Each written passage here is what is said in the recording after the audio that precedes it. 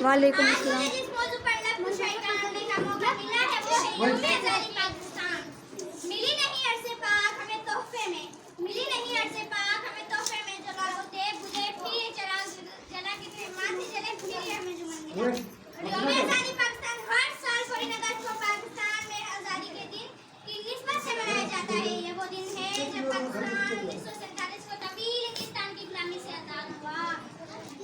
हमारे वजूद में आके 14 अगस्त का दिन मुल्क भर में सरकारी कौमी त्योहार पर बड़े धूमधाम से मनाया जाता है। ये क्योंकि इस आज़ादी की कदर और कीमत जानों का अंदाजा कितना बड़ा होगा।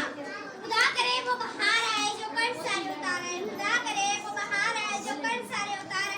मेरे वतन के भी नसीब में राहत सुकून इकरार है। दोस्तों, आज़ादी एक बड़ी नेमत है, इससे बढ़कर दुनिया में कोई चीज में आज़ादी का दिन मनाना है हम सब पर लाजिम है। सिर्फ मुसलमान ही नहीं बल्कि गैर मुस्लिम भी मनाते हैं, क्योंकि ये जिया का पाकिस्तान है जहाँ तमाम मजहब के मदारियाँ मनाने वालों को में आज़ादी हासिल है। आज़ादी बहुत